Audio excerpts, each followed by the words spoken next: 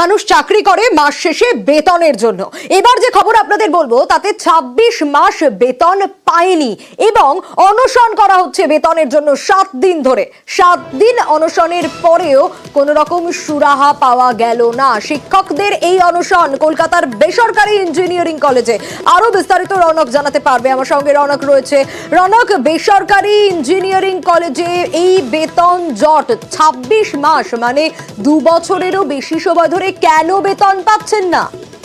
দেখো, একেবারেই Calcutta institute of engineering ম্যানেজমেন্টের যারা শিক্ষক এবং অশিক্ষক কর্মীরা রয়েছেন তারা কার্যত ২৬ মাস ধরে বেতন পাচ্ছেন না। তারা অভিযোগ করছেন এই যে ক্যালকাটা ইনস্টিটিউট অফ ইঞ্জিনিয়ারিং ম্যানেজমেন্টের সোসাইটির যারা সদস্য রয়েছেন, বিশেষত সম্পাদক এবং কোষাধ্যক্ষ, তারা এই টাকা হাতিয়ে নিয়েছেন। শুধু তাই নয়, শুধু বেতন নয়, কলেজের যে ইনফ্রাস্ট্রাকচার কস্ট অর্থাৎ নেট থেকে শুরু করে ইলেকট্রিক বিল, সেই বিল না দেওয়ায় কার্যত কিন্তু নেটের কানেকশনও কেটে দেওয়া হয়েছে এবং দীর্ঘদিন ধরে এরম ভাবেই চলছিল কলেজ এবং তার যাতে কোনো সুরাহা হয় এইটাকেই সামনে রেখে কিন্তু তারা দীর্ঘ ২২ দিন ধরে অবস্থান বিক্ষোভ চালাচ্ছে কলেজের সামনে এবং ৭ দিন ধরে তারা অনশন করছে একটাই দাবিতে যে এই দুজন সম্পাদক এবং কোষাধ্যক্ষকে দ্রুত পদত্যাগ করতে হবে এবং এই যে আর্থিক তছরূপের সঙ্গে তারা জড়িত রয়েছে পুরো টাকা পুনরায় ফিরিয়ে দিতে হবে।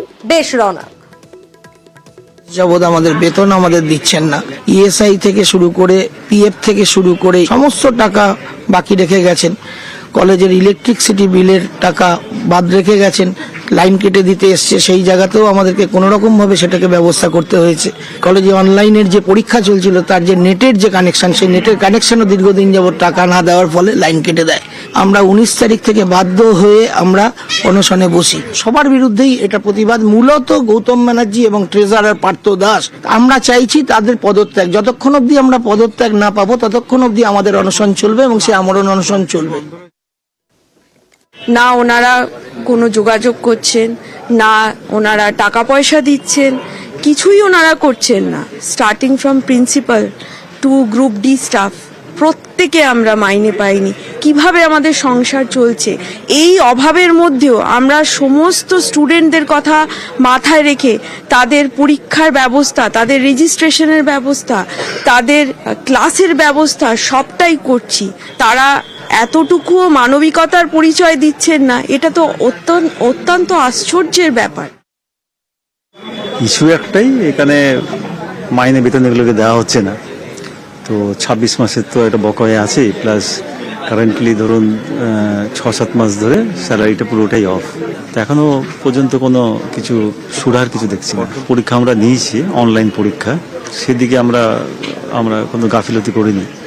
আর এছাড়া আমরা এই সোমবার থেকে আমরা অনলাইন মোডে আমরা ওদের ছাত্রছাত্রীদের কথা চিন্তা করে আমরা ক্লাস আরম্ভ করেছি।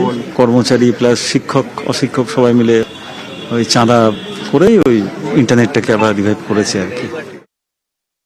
আমাদের যে কলেজ কর্তৃপক্ষ তাদের নন চ্যালেঞ্জ এতটাই আমাদের সাথে কমিউনিকেট করার চেষ্টা করেনি, কোনো বার্তা পাঠায়নি। আমাদের ভবিষ্যৎ এখন অসুরক্ষিত।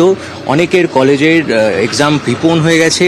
তার মাঝে এনাদের মনে হয়েছে যে এনাদের কর্তৃপক্ষ হওয়া সত্ত্বেও এইটুকু দায়িত্ব নেওয়া উচিত না যে ইলেকট্রিসিটি এবং ইন্টারনেট বিলগুলি ভরবে। ছাত্ররা পরীক্ষা দিতে পারতো না, সেখানেও তারা চেষ্টা করেছেন চাঁদা জোগাড় করে, এত আর্থিক দুর্নীতির মধ্যে, এত অবস্থা খারাপ হওয়ার মধ্যেও চাঁদা তুলে সেগুলো ভরতে, যাতে আমাদের ক্ষতি না হয়।